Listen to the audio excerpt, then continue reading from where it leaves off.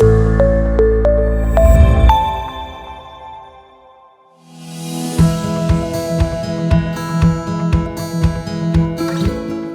бол маш сонирхолтой бас том зах зээл байдаг. Тэгэхээр спортын менежментийн тухай ярьж чадах цөөн хүмүүсийн нэг Монголын жижигсүүгийн холбооны гүйцэтгэх захирал Болд Эрдэнэтэй өнөөдөр энэ сэдвээр сонирхолтой яриад илгэе. Болд Эрдэнэ бол өөрөө энэ спортод сонирхож хичээллээд бас мянган хүмүүсийг энэ спортод дурлуулж хөгжүүлж байгаа ийм хүн юм аа.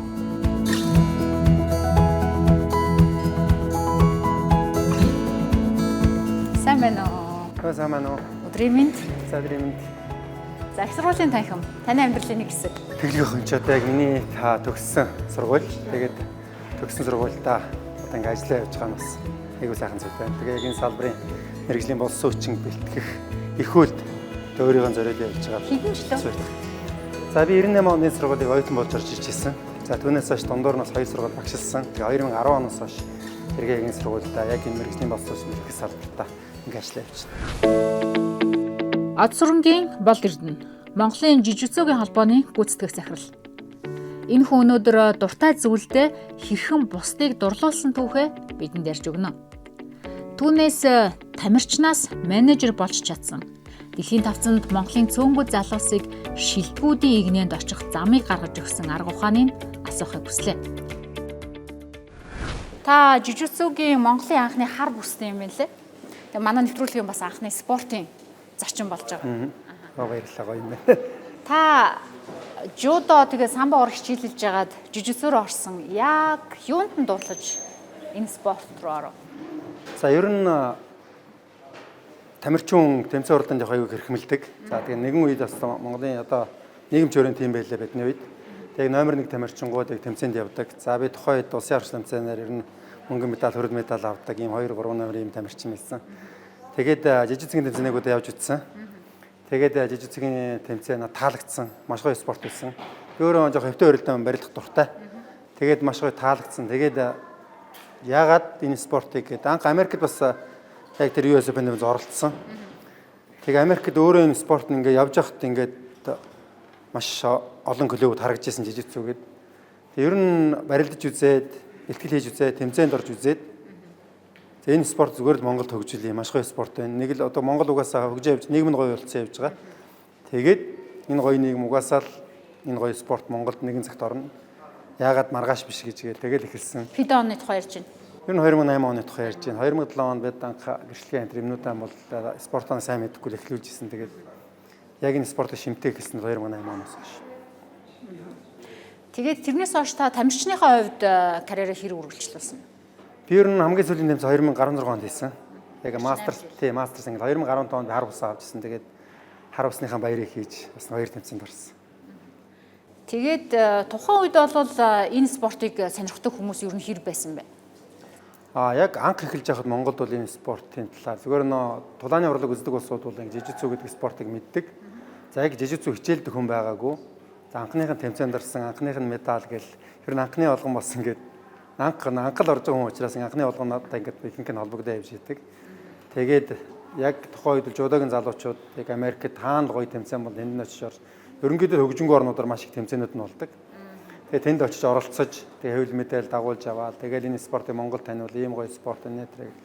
Тэгээд энэ жижигцүү гэж үгийг хүнээр ярьж сургуул, сонсож сургуулах гэж нэлээд ажилласан. Тэгээд 2010 онд анхны улсын аварга хийж илаа. Тэгээд 2015 онд анхны бүр бидаас анхны клуб нэгдэж яг жинхэнэ утгаар хөгжиж гисэн. Ер нь жижигцэг хурдтай хөгжил бол одоо сүүлийн 10 жил гэсэн. Тэгээд 2008 онд та анх энийг сонирхоод Монголд одоо түүчилж эхлүүлсэн байна. Хичнээн үнийг одоо энэ спорт руу урвуулсан гэдэг юм уу? Уруу татажтэй энэ спортод дурлуулсан байна. Ер нь одоо ингээд бүхэн өрөөнд би одоо 1000 гаруй шаваа үздэг юм хүн болсон шүү дээ. Үзээ тэмцээ үзүүлж байдаг юм бас хүн болсон. Тэгээд ер нь дурлуулсан гэх юм бол одоо энэ цаг хугацаанд бол одоо яг л энэ ажлыг хийж байна. Энэ спортод дуртай, энэ спортод дурлуулах, энэ спортоор хүмүүжихтэй, энэ спортоор бие дэдрийн боловсрол соёлыг олох энэ ажлыг бол түгээн дэвтэрдээ явж байна. Анх бол яажсан бэ гэхээр ер нь жудо барилдаг өөрийнхөө одоо багийнхаа улсуудыг энэ гоё спорт нэдүүл яаж барилдъя, энэ спорт хичээлээ, жудогийн амжилтанд ч гэсэн зэрэгтэй. Ер нь жижигцүүгээр барилдаг сайн дэлхийн алдартай жудоочд маш олон шүү дээ. Сүүлийн үед гэсэн жудогийн энэ Японы багч байд юм уу, хөвтөө өрдөн сайжруулаханд бол жижигцүү гэдэг. Тэгээ жижигцүү жудо мөн өөрөө дөрмөл өөр болохоос ш ер нь нэг аав ээж өгдөд ш тэр. Тэгэл би энэс үүсэл гаралтай. Жижигцүү танд хар бус өгсөн байна. Энэ холбооны гүйцэтгэх захирал гэдэг энэ албан тушаалыг өгсөн байна. Өөр юу өгсөн байна? За ер нь спорт гэдэг зүйл намайг яг л тэр дорногын өргөн сумаас хотод авчиж хотоос дэлхийд авчиж ер нь энэ спорт гэдэг зүйл намайг яг дэлхийг таниулж тэгээд одоо яг энэ спортоо хөгжүүлэхэд энэ менежмент гэдэг зүйлийг тэр олон улсаас олж харж тэ хүмүүсийн бүтээсэн зүйл дээр эргэж ирж автайт оруулж тэ Монголын хөрсөн дээр буулгахад яг энийг Монголд ингээд ичээд байгаа юм байна гэдэг зүйл. Энэ спорт намайг ер нь энэ жижигцүү ялангуяа жижигцүү намайг сүүлийн жил дэлхийн хөгжил дэлхийн ертөнцтэй маш таниулж өгсөн юм л нүднээс гэх юм уу. Ер нь хувь хүний хувьд хүнд ямар төлөвшил, ямар шинж чанарыг суулгадаг ийм спорт уу? Ер нь мэдээж тулааны урлаг бол хүнд эр зөргийн маш шийдэмгий хурдан шийдвэр гаргах те 5 минутанд асуудлаа шийддэг тэмцээн урдааны хувьд бол тийм зүйл шүү дээ. Тэгэхээр хүн шийдвэр гаргах юмыг шийдвэр гаргах төвшний юм маш их сайжирдаг ажиглагдсан. За мөн одоо ингээ холбооны тэмцээн зохион байгуулалт энэ зүйлүүдийг аваад ингээ явахад юм төлөвлөгөө те энэ зүйлүүд хүнийг юм одоо менежлэх чадварыг нэлээд сайжруулдаг юм зохион байгуулалт юм өдөрдох юм аваа явахад энэ зүйл дээр нэлээд спорт намайг хөглж хувийн хувьд нэлээд төлөвлөлттэй цаг барилт гэдгийг бол гайхалтай хүн заадаг. Өөрийнхөө үйлдэлээр бүх юмараа бий болгодог ийм л зүйл спорт. Яг энэ зан чанарууд таныг менежментийн хувьд энэ холбоог удирдах явахад ихнэлүүлсэн биз? Тэгсэн бах мэдээж түнтэй цаг барьж хүний итгэлийг алдахгүй байна гэдэг бол хамгийн том зүйл. Тэгэхээр спорт гэдэг зүйл бол мэдээж яг энэ спортыг аваа явах болдордно гэж миний бие хүнийг одоо нийгэмд ингэ төлөөлүүлж ингэж явах дээр бол маш их зүйлийг надад гэсэн баг. Жижигцүү гэх спортын цоошин төрлийг монголчуудад танилцуулж, нутагшуулж, хөгжүүлж яваа хүний яаж ганцаараа эхлээд хэдэн мянгуулаа болсон туршлага нь олон хүнд хэрэгтэй санаа урам зориг өгнө гэдэгт итгэлтэй байна.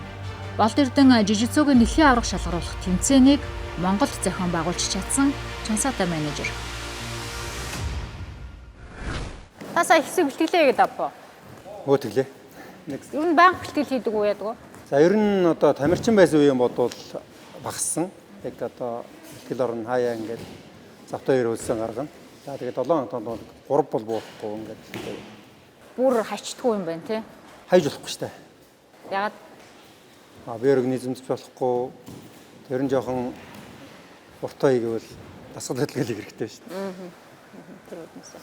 Тамирчин байхныг хэрэг тухайн спортын төрлийг хөгжүүлээд менежментийн хувьд одоо холбоо удирдах явна гэдэг чинь шал өөр үз.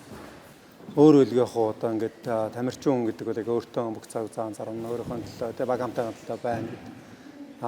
Холбоо авч явна гэдэг бол тамирчин дасгалж олон талд оролцоог өвдөгч зөв хангаж явах тэ. Тэгээд эдний хөгжил нийгмийн асуудал өнөөдөр хэл ингээд одоо 38 акт салбар актемтэй гэдэг маань өөрөө ингээд одоо 50-60 хүний ажлын байрыг бий болгоцсон ч гэдэг юм уу те тэдний нийгмийн асуудлыг шийдгээс ахгуулаад олон талын ажлууд хийгддэг гэсэн үг. Та анх энэ жижигцүү гэдэг үгийг монголчууд сонсох төдий байхаас эхлээд одоо 50,000 гаруй хүн хичээлдэг гэж байна те. Энэ хүртэл хөгжүүлж авч явсан байна. Энэ хугацаанд ер нь яг ямар одоо арга барилаар ажиллаж ирв?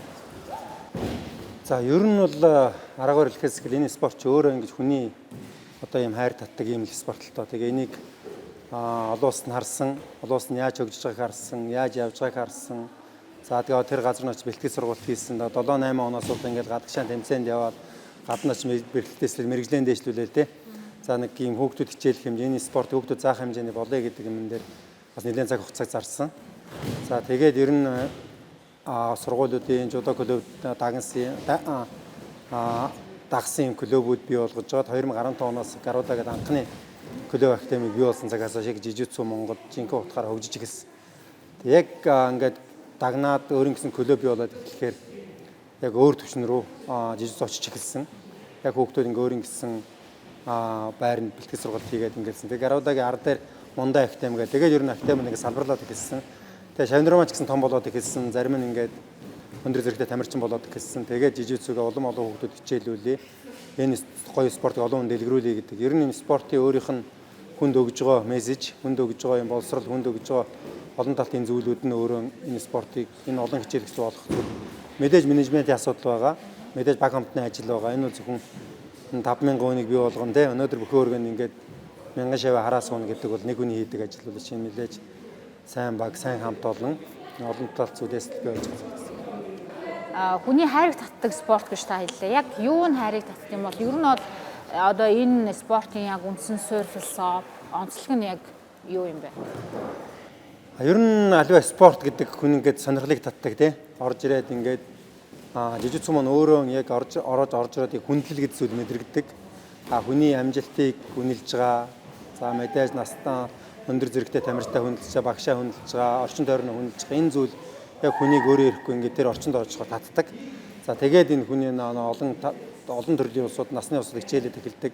Ийм клуб тагтамир хүн орж очихороо асуух ч юм байна те. Зааварлагч хүн байна. Ингээд олон талт хүн байхаар хүн өөрөө ирэхгүй татагдаж тэр дунд бий болж эхэлдэг. Тэгээ ерөнхийдөө энэ спорт ч өөрөө юм одоо ингээд хайрыг бий болгодог штеп. Хүндлэлийг бий болгодог. Яг энэ шиг энэ жижигцэг спорт нь өөрөө хүнд ийм маш гоё хайрыг, хүндлэлийг өгж байдаг ийм спорт. Тийм учраас энэ хамт олонны уур амьсгал, энэ спорт өөрийнх нь уур амьсгал байгаа байдал хүнийг ер нь ийм хүнийг татах чадвар нэлээд өндөр гэсэн. Менежмент ихэд амархан гэсэн юм. Та мэдээж олон хүмүүстэй одоо шинээр танил болж энэ жижигцүүгийн гэр бүл үржиж явж байгаа ах те. Тэгээ сонсч ирсэн хүмүүсээс сонсч ирсэн түүхээс гэх юм уу тийм хамгийн таны сэтгэлд үлдсэн бусдад хуваалцмаар санагддаг энэ спорт тухайн хүнд нөлөөлсөн амьдралыг өөрчилсөн ч гэдэг юм уу тэр хүнийг өөрчилсөн тийм ямар сонин түүхүүд байдаг бол тий ер нь спорт гэдэг хүнд маш гоё зүйл бий болж байдаг. Ялангуяа одоо ингээд жижигцгийн хүрээлэлээсээ сонсох те. За одоо ингээд үнэхээр ажлын ардаар ингээд тараад нэг стресс жиж байгаа харьдаг те. Юу ихэ мэдэхгүй байсан. За ингээд энд ирснээрээ би өөр хамт олон өөр комьюнити хүрээлэлд ороод маш гоё ингээд ажлаас өөр шал өөр юм яриа те. Гэртээ ингээд өөр ингээд нэг стресс тайлгдаг гэртээ очихтай эхнэр нь хүртэл ярьдаг. Ингээд бэлтгэлдээ яваад ирэхээр маш гоё байдаг. Тэгээд өглөө нэг хувцсын нарандаа ингээд угаагаад өнөөдөр бэлтгэлтэй өдөр нь штэ хувцаа авч яваарай гэдэг. Эхнэрүүд гэрүүл урамсгал хүртлийн ер нь спортоор хичээлсэн хүмүүсийн ажлаан тараад спортоор хичээлчээ те. Манай одоо бас стресс гэх юм алгаа ш дутаа байна, төгжрөл байна. Ажил дээр бас янз бүрийн асуудал байна те. Нэг төрлийн юм ингээд олон жил удаа ихээр ч хүн бас стресстэй штэ. Тэгээ тэр зүйлийг өөр орчинд гоё ингэж капруулаа те. Зүгээр ингээд нэг юм авч пиама уугаад өөр ингээд юм биш. Спортоор хичээлээ хөлсөөн гаргаад шал өөр зүйл хийгээд ингээ буцна гэдэг бол үзүр үзэх өөр орчинд ингээд суух те. Ингээд явах зүйлээ шал өөр зүйл анги зүйл байгаа юм л. Хүүхдүүд дээр гарч байгаа өөрсдөө эцэг эхчүүдээс маш гоё мессежүүд ирдэг. За миний гоо хувцас өгдөг болсон байна те. Миний гоо үг сонсдог болсон байна. За бэлтгэл рүүгээ ингэж яарч ажлаа төлөвлөжээ хичээлээ урдъя гэж бэлтгэл рүүгээ явдаг.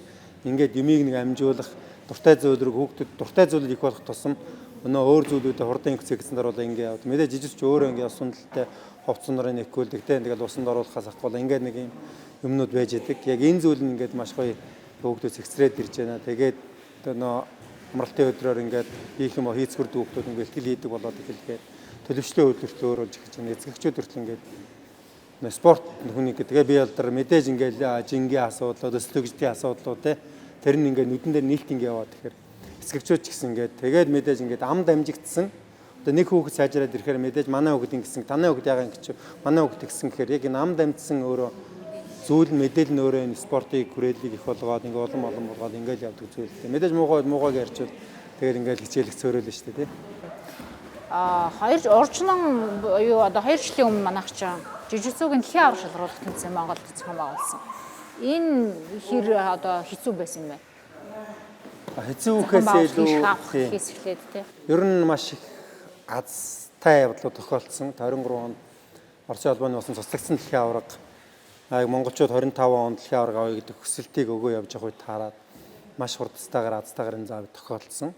За мэдээж одоо монголчууд түүгэнд анхудаа ер нь ингээд том дэлхийн аварга авах гэж штэ ингээд 50 60 орох хэвээр 1000 гаруй ингээд оролцогч морогчтой ийм дэлхийн аварга авна гэдэг бол Монголын нийгэмд өөрөө жижиг зүг гэлтгүү Монголын спорт нийгэмд өөрөө маш том сэдв том зүйлүүд зарим нь мэдээж ингээд яриа явахаар үнэмшгүй одоо ингээд жижиг зүгийн холбоо ийм том дэлхийн аварга өдөн оролцдог 1000 оролцдог дэлхийн аварга авчирна гэдэг юм худлаа зүйл юм шиг те дэмжихэд ингээд худлаа байгаад байгаа юм шиг хүртэл ингээд сэтгэлөө төржсөн. Мэдээж хийсний ар дээр бүгд үнэмссэн бүгд оролцохыг хүссэн те ийм зүйлүүд бий болсон. Тэг ямар ч хэлсэн маш хичээсэн манай хамт олон бол үнэхээр одоо бүтэн жил одоо ажилласаа жилээ авах нь аваад яг тэмцээний үеэр бол холбооны бүх удирдлагууд бүх хүмүүс ингээд чөлөө аваад амар зууныхаа амралтыг аваад ингэж ажиллацгаасан. Тэгээ маш их сайхан сэтгэл сайн санааны юм дээр сайн дурын өвчин дээр л энэ дэлхийн аварга өөрөө бий болсон. Тэгээд маш өндөр өртөгтэй. Гэсэн хэдий ч бид ингээд ямар нэг хичээгээд ямар ч гэсэн ингээд 1.7 тэрбум төсөлнөөс тал зардлаар энэ дэлхийн аваргыг тэгээ мэдээж тэр зардал нь хийгдэх ажлуудаа бол бүгд хийсэн. Ямарсан хэмнэлтүүдийг маш сайн гаргаж ингээд 1.7 тэрбумд энэ тэмцээнийг босгосон. Гэсэн хэдий ч зүгээр ингээд буудлын руу орж байгаа зардал өөрөө 3 тэрбумд өгч явчихсан тий. Эдийн засгийн шууд үр нөлөөнд 7 тэрбумын том дэлхийн аварга байх чинь юм. Ер нь нэг ийм зүйлийг бодлогоор авчирдаг ингэдэг тий. Бид нар ингээд том дэлхийн аварга анх ингээд 23 он дэлхийн аваргыг аваад монголчууд аваад Казахстан улсууд ахиж булаацт орнууд гарч ирээл. Тэгэл казакууд маш олон зүйлийг амлаад танай одоо багийг ингээд бөөнөрөндөө Монголд казак дэлхийн аварга та нар дараа нь зүгээр авчихлаа. Би одоо үгүй авна гэсэн дээрээ л авъя гээд. Ямарс насан турштай манайх аваад казакууд сүрийн дэлхийн аварга авчихсан. Аваад 1 сарын дараа зарлын асуудал ярих казакууд Айжус дэмжих сангаас манай зарлыг 100% хариуцж байгаа. Танайх бол бас тэгж байгаа үстэй хэрэг эцсүүн чинь тэгнэ үстэй тий. Асуудал манай тэр угаасаа 100% дааж байгаа тий. Гадаад харилцаа гадаадд бид нар бас сайн харагдах хэрэгтэй шүү дээ. Мэдээж бид том менежментийг Жинхэнэдээ бол ямар байсан бэ? Жинхэнэ хүнд байсан. Мэдээж юм ойлгодог, спорт аж ахуй, спортыг ойлгодог төмөн байгаа учраас энэ зүйлүүд бий болсон. Хэдэн хувийн дэлхийн аварга 1.7 тэрбумаар зохион байгуулахад орсон гэж байна. Хэдэн хувь нь яг менежментийн одоо шийдлэр энэ хөрөнгийг босгосон байна? Ер нь 90-95%. 95 маш өндөр байна тий. Ер нь 90% нь менежментийн зардлаар энэ асуудлаа босгож ирцгээсэн. Тэгээд хувийн өвчлөд энэ дээр бол маш гоё анхаарсан, маш сайнаар хүлээж авсан, гэрээ контракт бүх юмыг үзээд оролцох хэрэгтэй байна гэдэг юм аа. Нийгмийн хариуцлага хороонд орсон том байгууллагач байна. Яг үнэхээр одоо дэмжиж энэ бид манай байгууллагад ашигтай байна гэдэг талаас мөн одоо эх орныг сурчлах юмд оролцохгүй яав гэдэг одоо том гэлтгүүгээр жижигээр маш олон байгууллага компаниуд л орж ирсэн. Энэ дээр одоо гэр Монголын засгийн холбоо бас гой масыг хамарч тухайд үнэхээр бид чадж байгаа маа гэдэг манай хамт олон бас өөрсдөө хүчийг бас мэдэрсэн гэх юм уу. Яг бяра мэдэрсэн ийм сайхан дэлхийн аварга бас ер нь.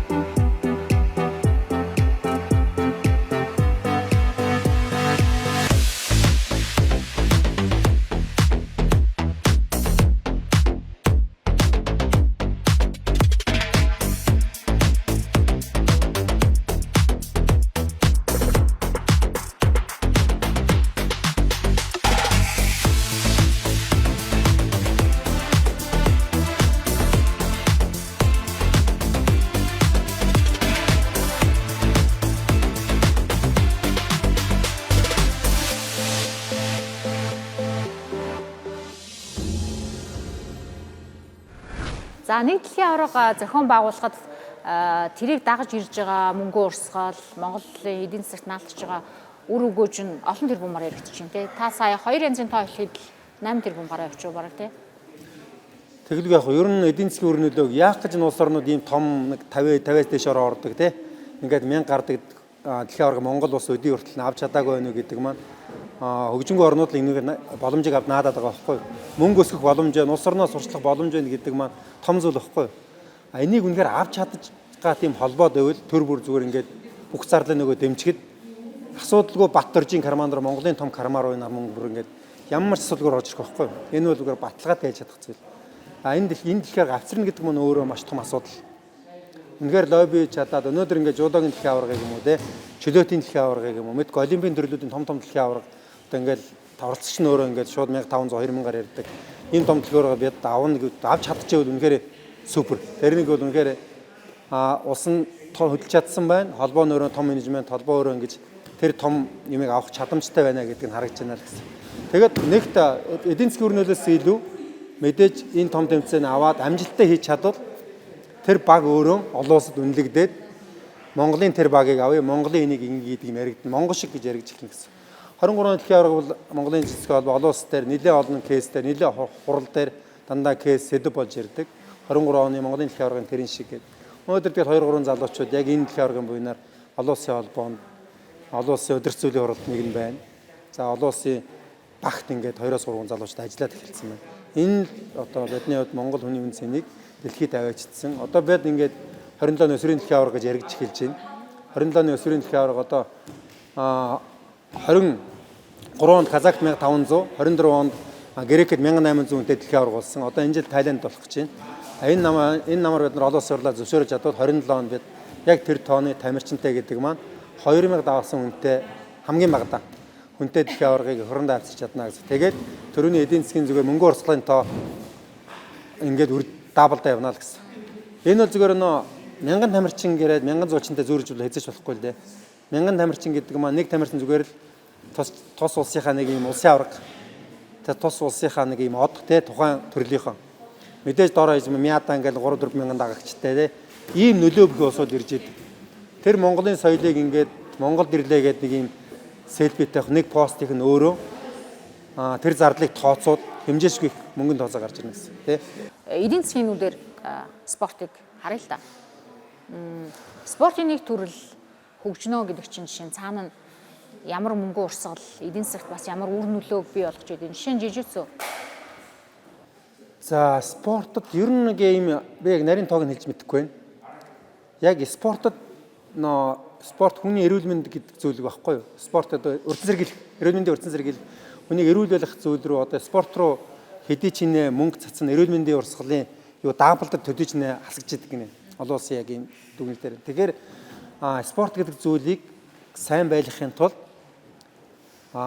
спорт гэдэг хөрөнгө оруулалтыг маш сайн хийж явах хэрэгтэй л гэсэн. Одоо бид нар ингээд нэг юм 5 клубтэй тэрэндээ зөвхөн сайн тамирчин бэлдээл зүгээр ингээд нэг амжилт төөгөөд ингээд хүн амын эрүүл мэндийн төлөө биш зөв мэрэгжлийн спорт төөгөөл ингээд дэлхийд тулаан руу гараа ингээд цөөхүүлээ ингээд тэр спортоор ингээд гоё бай гэдэг юм байна гэвэл бас амархан байхгүй. Клубд бий болгоод клубд бий болгоод олон хүүхдийг нь спортоор хичээлээ гэж байгаа.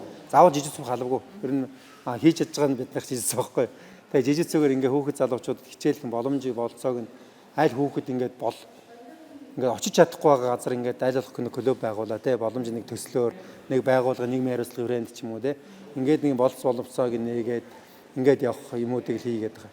Ер нь ингээд манай холбоо нь хийж байгаа бодлого ерөөсөн тэгээд марс мэдээж тэнд ингээд маш гоё хүүхдүүдэд гэрэлгээ өгч чадчихээн хүсэл мөрөөдөл өгч чадчихээн тий би бол дээр зэргийн гоё хүмүүж толгож чадчихээн нэг хүүхэд нь спортоор хичээснээрээ нээлттэй болдог бусад хичээлдээ сайжирдаг тий хүн итгэл нэмэгддэг гэр зэргийн хүмүүжил нэмэгддэг тэгээд цаашаа нийгэмд ингээд бие болоод төлөвшөлтөнд дэм тий маш гоё дэм болоод ингэж байгаа. Тэр энэ рүү бол хөрөнгө оруулалтыг юм нэг хайрлаадах зүйл биш. Ерөөсөө мөнгө гэдэг зүйл бол хийсвэрлсэн шүү дээ. Тэг ямар ч гэсэн ингээд хүүхдүүдэд хүүхдийг бие болох нь орчноо гоёлох тий амьдарч байгаа хүрээлэнгийн гоё байх орчин зүйл дээр бол Монголын засаг холбоо энэ рүү бол ингээд хөрөнгө оруулалт хийвэл хэзээд бэлэн байдаг л гэсэн. Одоо хичнээн клубүүд байна. Одоо яг Монгол улсын хэмжээнд 38 байна. За Улаанбаатарт нэг 30 орчим байна. Сүүлийн үед нэлээд тренд болж байгаа. Одоо хүмүүс нэлээд сонирхож байгаа, дэлгэрч байгаа харагдаад байна. Энд юу нөлөөлж байгаа бол? За мэдээж яг хүний бие болдрын соёл өвдөг шүүн, хүний хөдөлгөөний дата баазыг олшруулах, ихсэгт сайжруулах тал дээр жижигцүү бол нэлээд тоопорч чаддаг юм спорт. Яг хүнийг одоо бид нарт нэг ингэдэм юм байна л да. Тэрөөсөө ингээ анх бол хүүхэд ахт өсөрдөг, хараадаг, өнгөрдөг, бөмбөрдөг те хаанд бол өнгөрцөн ингээ хөрвөөцөө явж идэг. Одоо ингээ чи ингээ бодоод үзэхээр би хамгийн зүйл хэзээ урагшаа өнгөрлөө, хамгийн зүйл хэзээ арагшаа өнгөрлөө гэж бодоод үзээр. Ингээ бараг 20 30 жил ингээ яалаа гэд ингээ мартагдсан байгаа байхгүй. Тэгэхээр хүн ингээ ийм хөдөлгөөнүүд хайд идэв нэ. Одоо ингээ бид ингээ ард ингээ харж байна. Дандаа л ингээ өнгөрөлцийн дасгалууд өнгөрөлтүүд юм. Энэ нөрөө эргээд ингээ хүний хөдөлгөөн, энэ хүний эрүүл мэнд хэрэгтэй, яг анатомийнх нь, физиологийн үйл ажиллагаа маш сайн хангаж өгч идэг ийм спорт. Тэгээ мэдээж нэг хоёрт мэдээж бие хамгаалах талын одоо сүүлийн хамгийн тренд болж байгаа спорт. Яг хүн бие хамгаалах хэрэгцээ байна те. Энэ хэрэгцээг хангахад жижигцүүгээр хичээлэгдсэн. Хувь хүмүүс маш их болсон. Мэдээж одоо жишээ нь бус орнууд бол ингээд цэрэг цагдаагийн өөрийгөө хамгаалах өдөрт ингээд заавал хийгдэх спортууд болж эхэлж байгаа жишээ нь ч юм уу те. Ер нь бие хамгаалах талын хүн өөрийгөө нэг хамгаалчих, нэгэн секунд өөрийгөө нэг торгоочих те. Энэ зүйлүүд дээр яг улаангар ласц үед яаж хамгаалах вэ гэдэг дээр хамгийн одоо хэрэг болж болох юм топ спортуудын нэг гэсэн. Хоёулаа хичээлж байгаа хүмүүсийн тухай нэлээд ярьлаа. Заах хүмүүс хэр хангалттай байгаа. Улсын хүчний тулд одоо Монгол Улсын боловсролын их сургуультай яг энэ тал дээр нэлээд анхаарч ажиллаж байна. За жижигсэн универсал менежмент програм гэж JAMP хөтөлбөрийг одоо 4 жилийн өмнө эхлүүлээд одоо ингээд анхны төгсөлтүүд хийж байна. Яг 20 орчим залуучууд энэ юугаар төгсөөд одоо ихэнх нэг дугаас бүгд ажлын байртаа ингээд болж байна. За араас нь ахаад 2 дугаар курсын юм оюутнууд ингээд явж байна. Тэгээд ямар ч гэсэн ингээд мэрэгжлийн хичээлүүд энэ дасгалжуулалт онлын хичээл, бие нэмрийн онлын хичээл, за хүүхдийн сэтгэл зүйн боловсрол судлал гэдэг маш олон төрлийн хичээлүүд энэ яг бакалавр хөтөлбөртөнд байж байгаа. Үүн дээр нэмэх нь яг юм клуб актем аваад явах энэ менежментийн маркетингийн асуудлууд. За тэгээд энэ тамирчин өөрийнх нь ур чадрын асуудал дээр Монголын скол 15 дэд хөтөлбөр тавиад энэ мэдээд нийгэм шин нийгэмд амьдрах хэвээр энэ нийгэм өөрсөнд нэрхтээ одоо бүхэл зүйлүүдийг аль болох олгож ингээд нэг юм шив шинхэн мэрэгжлийн боловсруучсан болох тал дээр нэлээд Монголын скол банкарч ажил анхны төгсөлтүүд хийж байгаа гэсэн. Багш дасгалжуулагч хажуугаар нь бас менежментийн арга ухааныг яг тэр юм хослуулж сураад төгсөх юм уу те? Дан гоё ингээд зөвхөн багшлаг байгаад клуб одоо явах хэцүү болчлаа шүү дээ. Тэр клуб менежментийн нэг сурчлах те. Тэр клуб ингээд орлоготой байлгах, хүн салинжуулах, ядаж нэг үйлчлэг зайн салинжуулах, төлөвлөөн зөвхөн байлгахаас гоола. Тэгээ сошиал маркетинг асуудал гэж орхичлуулахгүй зүйл боллоо шүү дээ. Энэ дээр багш хүн өөрөө бүр ингээд мандайлагч байх хэвээр. Тэгээ энэ тал дээр нь хүртэл одоо бүгдэн дээр нь ажиллаж байгаа. Танай оюутнуудыг төсөөг байхдаа бүгд ажлын байрт болсон уу? Зөв нь бүгд ажлын байрт болсон. Одоо тэгээ дараагийн төгсөгчд хүүхдүүд хэр сонирхож байна? За ер нь бол одоо яг ингээд том хөтөлбөрлөө сураад энэ олон улсад ингээд яваад олон улсын арга хэмжээнүүд энэ залуучууд маш их оролцсон. Энэ зүйлийг хараад гоё гэдгээр бас нэлээд хандаж байгаа хүмүүс байна. Бид нар л эрэлтээрээ ингэж харж байгаа хүүхдээ эсгчүүдээ ингэж 2 жилийн ар дараа 3 жилийн ар дараа авахгүй гэдэг холбоог ингэ төлөвлөгөөнийхэн дагуу эсэлтээ харж байгаад ингэж аавна. Жил болгон болохгүй. Жил болгон бол авахгүй байгаа. Та спортын хүний хувьд Монголд одоо юуг харахыг те ямар хүмүүсийг харахыг хүсдэг вэ? Ямар өөрчлөлт харахыг хүсдэг вэ? За спортын хүний хувьд гэвэл яг Монголын одоо энэ өрх бүр юм спортлог те яг ингээд хүүхдтэй спортод хөрөнгө оруулалт хийж чаддаг. За Монголын нийгэм өөрөө ингэж тэр өрх буй болгоныг хичээлэх юм боловч боловцоог хангадаг. Одоо ингэ гадныхан байдаг штэ гадаад Европт ч юм уу те яг нэг бодлогон зөв яваад яг ингээд хот төлөвлөлтөнд зөв явсан газар бол гараал хөлбөмбөгийн талбайтай те сургууль болгон гадаа хөлбөмбөгийн талбайтай гүйдэг талбайтай. За хүүтэн газрууд нь бол ингээд өвлийн удирлаа ингээд янз бүрийн асуудал нь шийдэгдэх те. За үйл байлаа гэхэд 10 жилийн хүүхдүүд нь автобусаар очиод ингээд ийм гулагдаг, ууланд гулсдаг ийм газруудтай ч байдаг юм уу. Ер нь ингээд ийм хөдөлгөөнөөр те ямар нэг стрессгүй, аль болох стрессгүй тийм хот энэ гоё спортоор ингээд гоё хүн болгон хичээлдэг, спортоор гоё ингээд ажралын гормон ялгаруулж идэг. Энэ нийгэм энэ зүйлийг л маш их хүсдэг. Тэгээд айгүй гоё юм спортлог, нийгмээрээ гоё юм спортлог, питтэй, айгүй гоё нэрч хүчтэй ажлууд нь явуулдаг. 8 цагийн ажил дээр ядардаггүй юм нийгмийг бий болохыг хүсэж байна. Олонний хүчийг олонгүй далай болгож чаддаг хүнийг чадварлаг менежер гэж шилдэг болов уу гэсэн бол эрдний үгийг дахиад давтаж онцлмаар санагдлаа.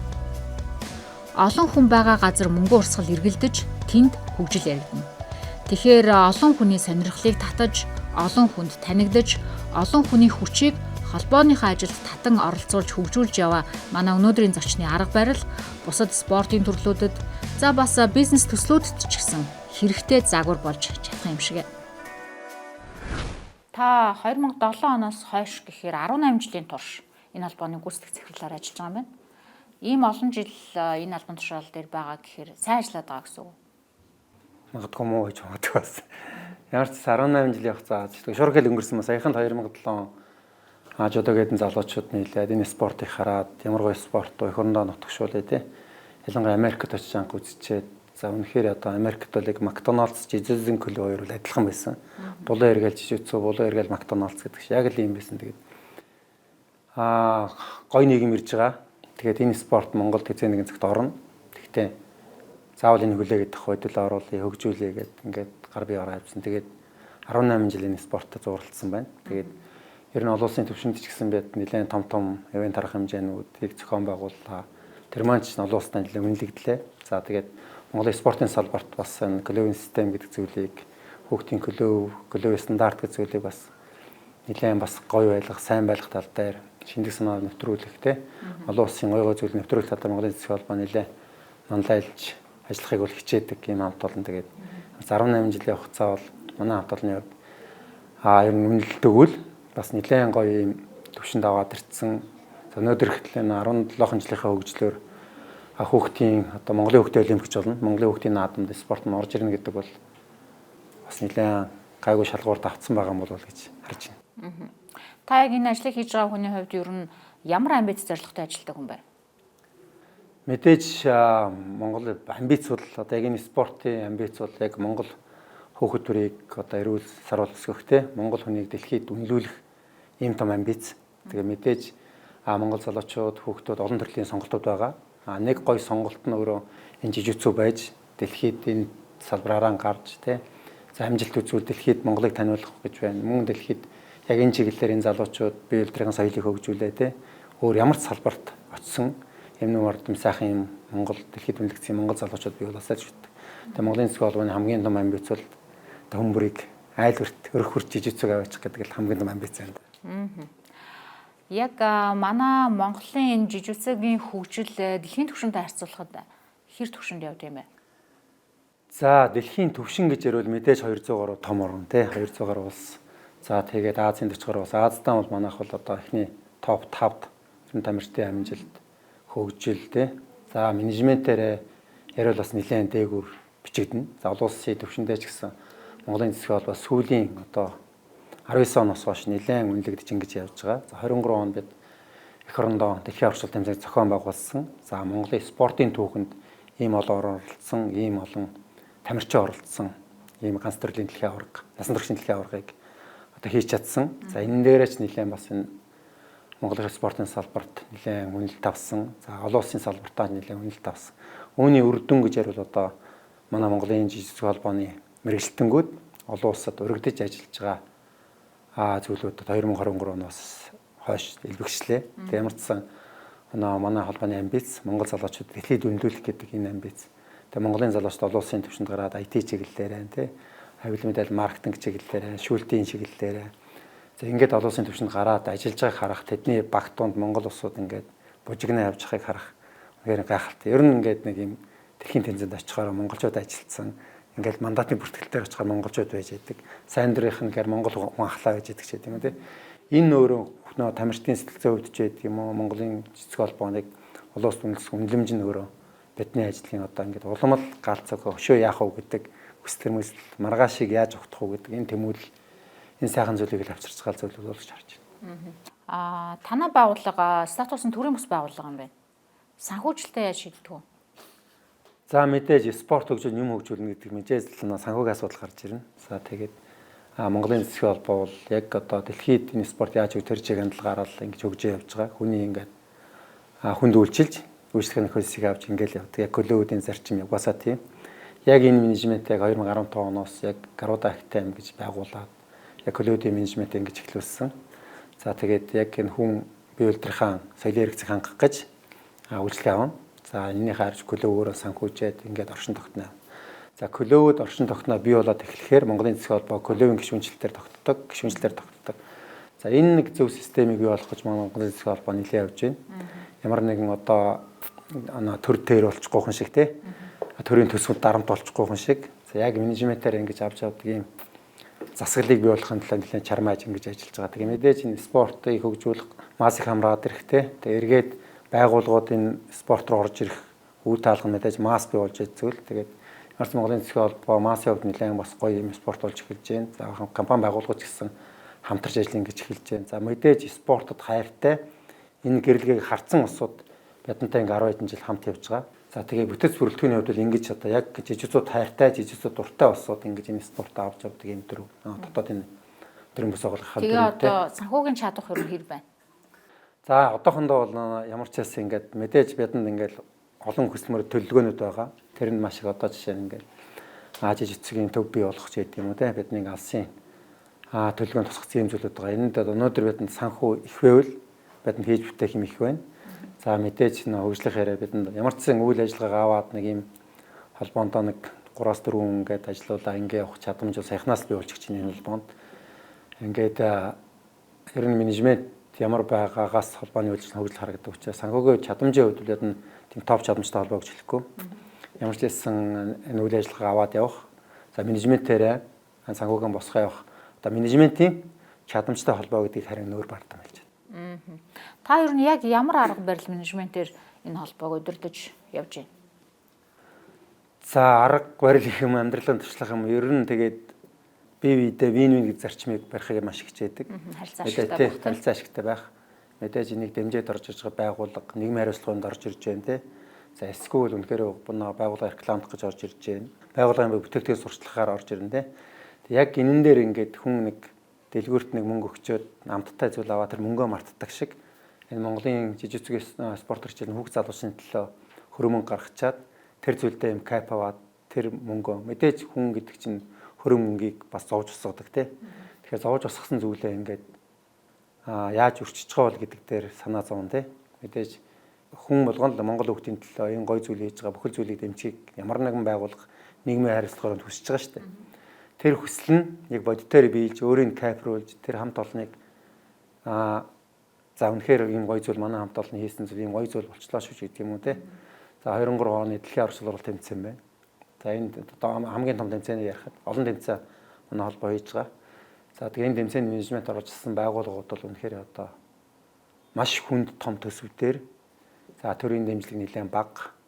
Ийм зүйлдер нэлээд зориглож орцгоосон. Тэгээ чадсан хамгийн гол. Тэгээд орж исэн байгууллагуудын хувьдаас сүүлд нь одоо ингээм хамтарч одоо дандаа ажиллаж байгаа. Тэгээ маш гоё ингээ одоо жишээ нь хоёулаа компани гэдэг ч юм уу те. Яг үнэхээр чадчихлаа. Монголчууд бас юм ингээ том зүйл хийж болд юм байна. Тэг ингээд дэмжээд өгвөл ингээд хамтраад ажиллаад бас чаддсан маань ихтгэлцэл гэдэг зүйлээр анх ингэж эхэлж байгаа зүйл ингээд сүүлдээ ингээд харилцан биеийг ойлгох юм зүйл болд юм байна гэдэг дээр бол нэлээд гоё зүйл байсан. Манай холбооны хамт олон ч гэсэн юм. Заавал одоо 5%-оор 5%-ыг хуцаах биш те.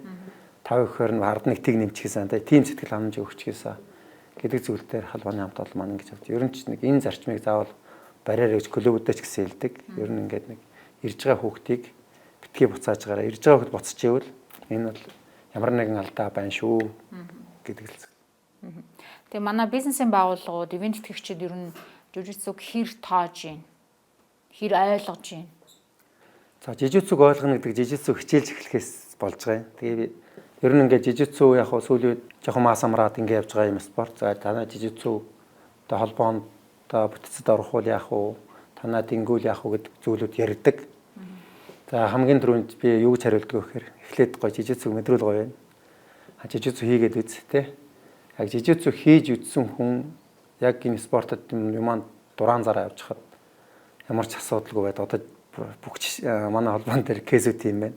Одоо жишээ нь хэд манай G-Mobile компани удирцуулын дарга Дашнамын хувьд бол яг жижигцүг анх хичээлэл энэ спортон дуртай болол одоо ингээл хүүхд залуучуудыг дэмжээл те өөрийн компани дээр тамирчин бий болгооч гэдэг юм уу зүгээр ингээл зүгээр л гэр бүлдээ мөнгөнд зарцуулж байгаа юм шиг хөрөнгөнд зарцуулж байгаа ингэж гоё ингэж гэр бүлдээ жижигхэн гэр бүл ханддаг. За тэгэл одоо ингээл бусад байгууллагууд ч гэдэг юм уу те одоо ингээл манай Тэнгэрийн компани байж байдаг. За ингээл манай удирцуул ингээл маш олон компаниуд тэд нэр ингээл компанийнхнаар клуб байгуулж эхэлсэн. Тэгээд одоо бинэнд өөрийнхээс илүү ерөөсөө энэ хэрэгтэй юм байна. Хүүхдүүдтэй ингээд компанид ойр ингээд ажилчтай ойр клуб байгуулъя. Ингээд эндээ хүүхд залуусаа хичээлээ те. Энэ маань өөрөө маш том хөрөнгө оруулалт. Тэрээс хүүхдүүдийн спортыг ингээд төхөөлж яах гэдэг нь өөрөө маш том хөрөнгө оруулалт байхгүй. За бид нар ингээд нөөбийн хүүхдийн сантай хүртэл хамтарч ажил эхлүүлж ирсэн. За үүний тод жишээ ижидийн орныхон. Дандаа нөгөө төрийн бас байгуулахын жижигцөг хүүхд залуучуудад өгж байгаа энэ бие элдрийн боловсрал илүү сэтгэл зүйн боловсралыг энэ жижигцөгээр маш гоё олгож маш хэрэгтэй зүйл нь ажиглаад одоо ижидийн орн бүх салбар дээр жижигцөгийн хөтөлбөртэй бүгд ижидийн орн бол Монголын жижигцөг холбооны нэлээд том хүчрэх багуудын нэг болсон явж байгаа гэж байна. Тэгэхээр чин таны арга барил бол бизнесийн байгууллагад ивент итгэлэгтэй санхүүжилт босгохдоо бизнесийг одоо удирдах байгаа хүмүүсийг эхлээд энэ спортод орлуулж ойлгуулж чинь тийм үү? Тэгвэл маш сайн.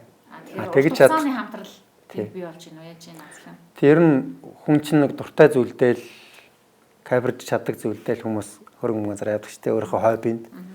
Өөрийнхөө хоббиг хөгжүүлнэ гэдэг бол хүний хувьд маш гоё зүйл шүү дээ. Тийм учраас магадгүй зүгээр ингээд байгууллагууд хамтрахтаа тэр хүнийг хоббиг нь болгочвол амар гоё үр дүнтэй. Энэ жижигцүүд хүнд өгөх юм гоёо гэдгийг ойлгуулчих чадвал болчихж байгаа юм. Мэдээж одоо ингээд угаасаа тийм саксыг ингээд сакс сонирхдаг залуучууд бизнесмэнүүд те хувийн ажлууд ингээд хөгжүүлээ гэж үү. Мэдээж том масс байгаа бизнес цаана ингээд өөр зарчмууд байгаа шүү дээ. Энийг л үгүйсэхгүй бас ингээд ажиллах нь бол ямар ч асуудалгүй. Одоо жишээ нь оюутлогын компани гэхэд бол яг 2000 оны дэлхийн урагшлуулаас хойш ямар төслүүдийг хэрэгжүүлж байгаа нөхөр гэрэлт гэх тийм төсөлтөөр жижиг хөтөлбөрийг оруулж өгсөн. Энэ хөтөлбөрөөр яаж яах вэ гэхээр яг захын дөрвүүдээр захын хороолууд одоо ингээд захын дөрвүүдийн клубүүд айгүй багтай. Жижиг холбоо ер нь захын дөрв рүү клубүүдийн байгуулалт тал дээр сүүлийн 2-3 жил нэлээд ажилласан. За тэгээд оюутлогын гэрэлт төслүүд одоо ингээд яг сонгоны хайрхан дөрв, баян зэрхийн одоо Амгалан энэ цаашаагаа ачуурт мачуур Улаастай чиг рүү 2 клуб байгуулсан. Одоо ингээд 200 гаруй хүүхдүүдийн одоо ингээд асуудлыг шийдсэн те багшийн цайлан түрээсийн зардал төр хүүхдүүдийн өмсгөл зэрэгчүүд юм те хүүхдүүдийн хүн төлбөргүй хичээлэх боломжуудыг хангаад өгөхөр ингээд хүүхнээр одоо туртай байна хэрэгтэй байна те хэрэгцээ их байна. Энэ зүйлийг олоод дарцсан юм одоо нийгмийн хариуцлага хүрээнд ийм гоё зүйлүүдийг хийж байгаа.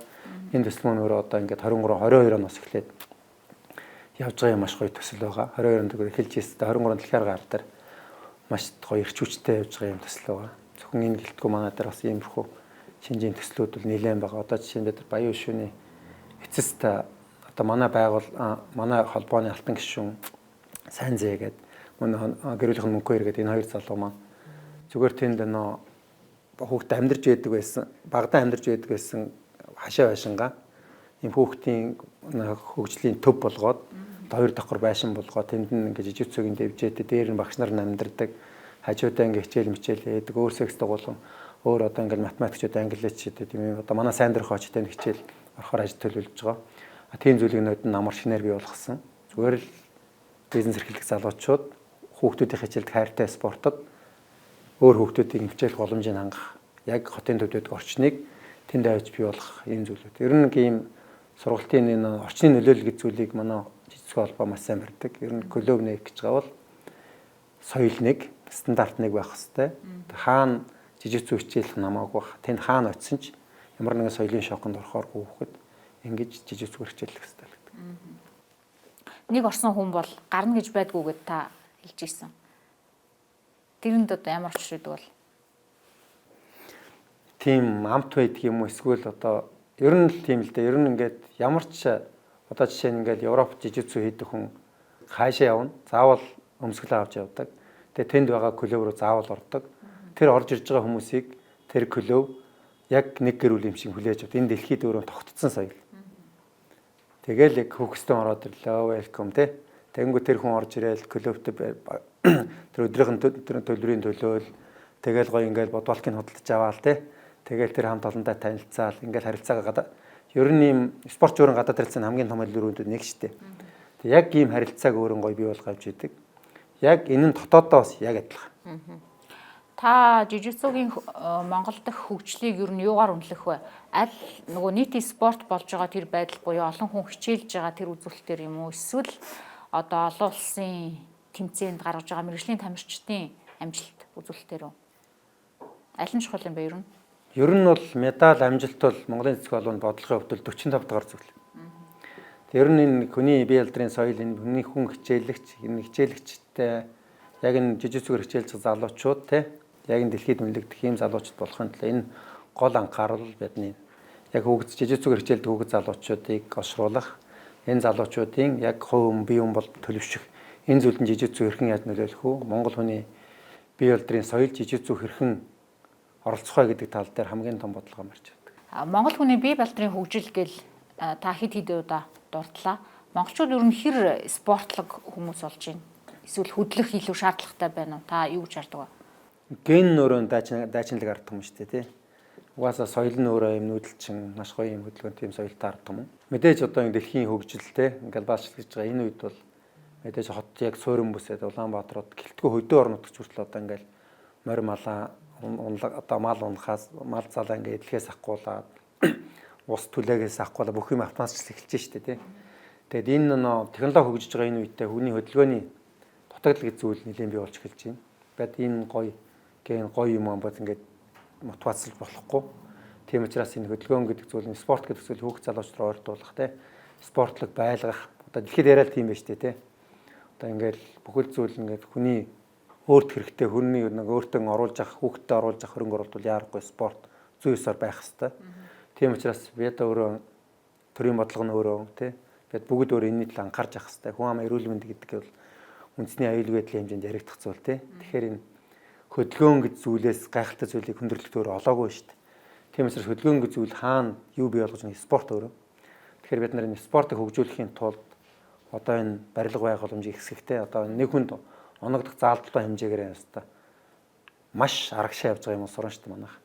Ямар ч энэ спорт заалт бол бай хүрэлцээ сайжрах тусам магадгүй тий эмнэлэг рүү явах зам өөрөө тэнд үржих гэж явдаг баймаар шүү дээ тий эмнэлэг рүү зүгээр өвдөж ингээ эмчлүүлэх гэж биш тий. Энэ зүйлүүдийг багасгах энэ зүйл нь өөрөө ингээд хүмүүнээ эрүүлэх зүйл байгаа даа шүү дээ. Тэгэхээр энэ спорт гэдэг зүйлийг одоо хүн бүхэн хүсэж тий одоо хүссэн зүйлийг улс төрч хийдэг бол бид нар улс төрлөө энийг хүсэх хэрэгтэй байхгүй нийгмээрээ. Тийм учраас энэ спортын барилга байгууллагын зүйлийг би одоо Монголд маш их олон улсын стандартын дагуу маш их зүйлүүд бий болосоо л гэж хүсч мөрөөдөж явдаг юм л. Та спортын хүний хувьд юу гэдэг эргэн тойрныхондоо ойр дотныхондоо хилдэг тийм одоо онцгой захиас юм байдаг болов уу? Мэдээж ойр тойрныхан бол надад спортын зөвлөгөөнүүд маш их авдаг. Ер нь хүүхдөө ямар нэгэн спортод нөхөрлүүлээрэй гэж хэлдэг. Спортод нөхөрсөн хүүхэд бол нэг тийм одоо хүмүүжлийн хувьд ахиц гарна ухаас байрнаасаа бүр ингэж ахиц гарна хөгжлийн хувьд хөгжлийн ахиц гарна ухаас бол спортоор хичээлээ тийм ямар нэгэн тийм мэдээж ингэ буруу хичээллэх те ингээл одоо хөвлөлтөй хувцастайгаан гарч гүгээл хатгаа авах гэдэг юм да. Стандарт бариагүй юмнууд байж болохгүй. Мэдээж спорт гэдэг манайх чинь эрс төр урамсгалт юм орон. Тийм учраас спортыг яг мэргэжлийн газар нь очиод яг мэргэжлийн зөвлөгөөг аваад ингэж хүүхдийг нь спортоо нөхөрлүүлэх хамгийн чухал шул ер нь миний хэлдэг үг бол ерөөсөө хүүхдэд оруулах хөрөнгө оруулалтын нэг бол заавал спорт шүү гэдгийг л спортын аль нэг төрөл те. Та 10 жилийн дараах одоо Монголын жижигцүүгийн хөгжлийг яаж төсөөлж байна? Тодорхой одоо үзүүлэлтүүдээр хоёлаа хэмжиж ярил. За би ч өөрөө их мөрөөддөг юм л дээ. Яг тэрнийхэн талаа нэлээ бас байх гэж хичээдэг. За 10 жилийн дараах гэдэг ер нь бол бодоогүйж бодож лсэн зүйл л дээ. Тэгээд түрүүнд төр ярьсан дээ 5 жилийн дараах спортын амжилтын хувьд бол нэлээд гоё юм зүйлүүд гарч ирэх бах. Тэгээд ямар ч 20 хэдэн настай хар бүстэнгүүд дэлхийрөө ингэж явдаг ийм цаг үе ирэх бах. За ерөнхийдөө ийм топ түвшний ийм залуулаг топ түвшнүүд бий болно л гэж. Тэгээд 10 жилийн ара гэхээр бол яарахгүй тий. Ямар ч хэлсэн 21 аймагта жижигцэн хөгжлөнд бий болцсон. Яг энэ бүс нутгийн хөгжилтэй нэлээ жижигцэн бол ингээд улс өрөө олцсон, батжчихсан тий. За ингээд нэг ийм спортын тэмцээн оролдоонууд лигүүд явагддаг тий. За олон улсын төвшний хувьд бол нэлээ ТV-ийн бодлогыг Зүүн Азийн төвийн бодлогыг баздаг ийм төвтэй болцсон. Ямар ч хэлсэн ийм дэлхийн хөгжил рүү оролцдог ийм том холбоо болцсон байх болов гэсэн бодол, амбиц, мөрөөдөл байна. Тэгээд энэ бол бас бидний хувьд хоосон мөрөөдөл ш. За Монголын зэвсэг холбооны ерөнхийлөгч Сүхбаатарын мөнгөсөх хүч хүн энэ жил Зүүн Азийг хариуцсан. Азийн холбооны 5 дэдрэглэгчийн нэг болсон. За тэгээд ямар ч сан ТV хөгжил дээр монголчууд нэлээд бодлого барьж анхаарч ингэж явж байгаа. Тэгээд за зөвлөлүүд дээр ч гэсэн одоо жижиг туяа гэдэг юм ихтэй эмгтээчийн зөвлөлийг энэ оноос ахалж ажиллахаар болж байгаа. За тэгээд зөвлөлүүд дээр нэлээд одоо шүүгчийн зөвлөл дээр ч гэсэн одоо 3 олон улсын шүүгч орцсон ажиллаж байна. Тэгээд зөвлөлүүд энэ комиссионууд дээр нэлээд Монголын залуучууд ингээд одоо IT чиглэлээр, маркетингийн чиглэлээр, боловсролын чиглэлээр яг энэ зөвлөлүүд дээр нэлээд бас залуучууд маань орж ажиллаж байгаа. Тийм учраас 10 жилийн энэ мөрөөдөл маань бас их гоё биелэгтэй гоё мөрөөдөл байна. Та бүхний мөрөөдөл биелэх болтугай гэж юрөө. Баярлалаа. Амжилт хүсье. Баярлалаа. Маш гоё сайхан ярилцлага, сайхан асуулттай байсан бас баярлалаа. Баярлалаа. Ад сурангийн бол эрдэнэ. Монголын жижигцөөгийн холбооны гүйцэтгэх захирал